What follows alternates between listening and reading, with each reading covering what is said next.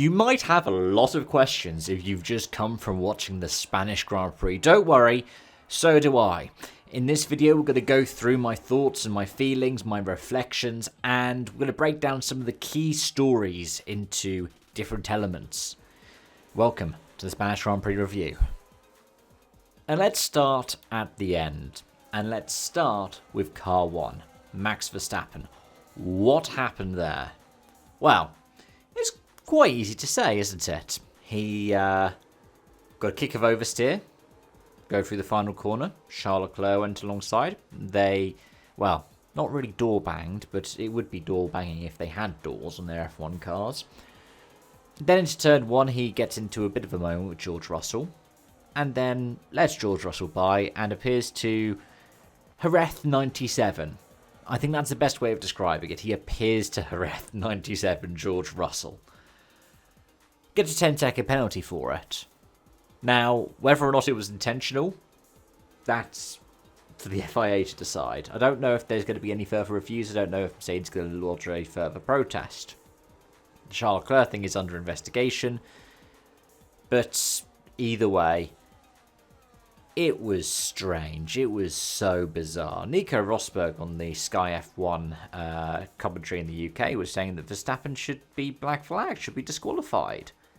Now, I don't think that's necessarily the case. I think the 10 seconds for causing the collision was the least that they could do because they could not demonstrate intention. I assume, well, the stewards do have telemetry available to them, but I assume that they didn't look at the full telemetry because they wanted to get the judgment out before the race was over. If they could actually demonstrate that, no, there was an intention, then you could give a harsh penalty. They were talking about Vettel Baku 2017, and I think that one does come to mind because I think that was a stop-go 10, which in Spain would put Verstappen 17th, which is what?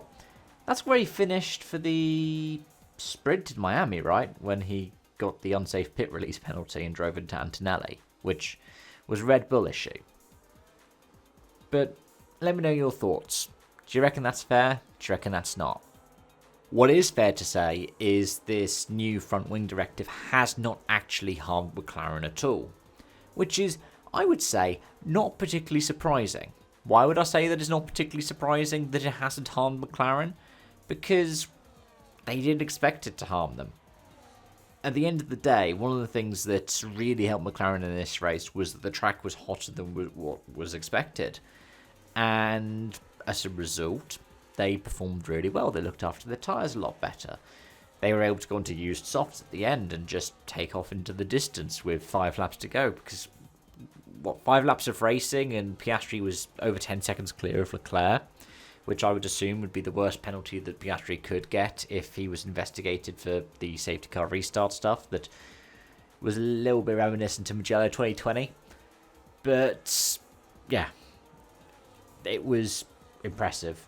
It was impressive that Verstappen was able to keep up with them to the extent that he did. But, yeah, the McLaren is still the class of the field. It's still the car to beat.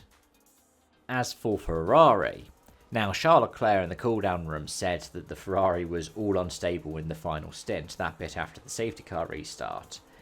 And actually, it was one of those things where he was comparing notes with Norris and Piastri in the cool-down room. He said, did you guys find the balance was changing over the course of the race?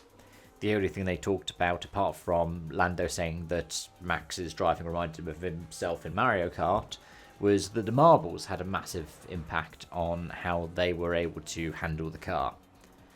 Which, yeah, makes sense. That would impact anybody, going off into rubber and anything else, given that we had so many different collisions in this race. But that Ferrari did do quite well. I mean, Lewis struggled, especially at the end of the race. He got passed by Nico Hülkenberg, who got 5th place, which is, oh my gosh, I would say probably driver of the day. The only other person I think really comes close to that is Piastri with his domineering display to win the race again. But yeah, the Ferrari is still doing all right, which then leads us to talk about the standings in a moment's time. But firstly, let's talk about some of the other stories. When you look down towards the tail end of the points, and in P9 across the line when Verstappen's penalty is accounted for, we have the only Spaniard to have scored points this weekend. Fernando Alonso. He has finally scored points this season. In a weekend where Lance Stroll had to withdraw due to wrist pains. Wrist pains that supposedly relate back to the thing that led him to miss preseason testing in 2023. Alonso managed to get his first points. And yeah, he started 10th for a while. It looked like that pointless streak was going to continue. But now it means that there are already 3 drivers that haven't scored points this season. Gabriel Bortoleto, Franco Colapinto and Jack Doohan. My preseason prediction was 3 drivers wouldn't score points. So unless suddenly we end up with another person, for my prediction to make sense, it would have to stay this way for the rest of the season. I'm not particularly optimistic right now about that. And I am aware that I've missed a couple of different stories like Hadjar getting 7th again, Gasly getting 8th, or the Hasses falling off towards the end of the race. But if you would like me to cover them at any point, do let me know in the comment section down below. I might do that as a YouTube short. And if you want to stay in the loop about those, subscribe, hit the bell. You get notified whenever I do an upload. There is at least one video and one short every single day. But let's wrap up this video by talking about the differences in the standings. Oscar Piastri now has a 10-point lead again over Lando Norris. Was that a grand slam for Piastri, or I don't know. I have a feeling that Verstappen led at one point due to overcut, but it was a 10 out of 10 drive, I think, for him, which makes sense given that he has a 10-point lead. Verstappen now falls to 49 points behind Piastri, only 26 ahead of George Russell.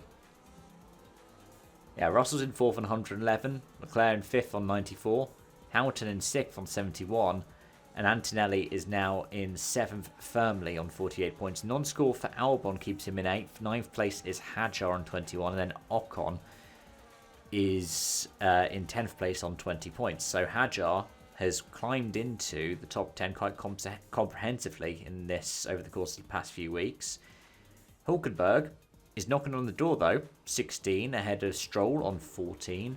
Sainz on 12, Gasly on 11, Tsunoda on 10, Behrman on 6, Lawson on 4, and then, like I said, Fernando Alonso, 18th place in the standings, thanks to that 9th place and 2 points. In the Constructors, though, McLaren still have double what 2nd place has, and actually they've extended that even further because 2nd place is now Ferrari.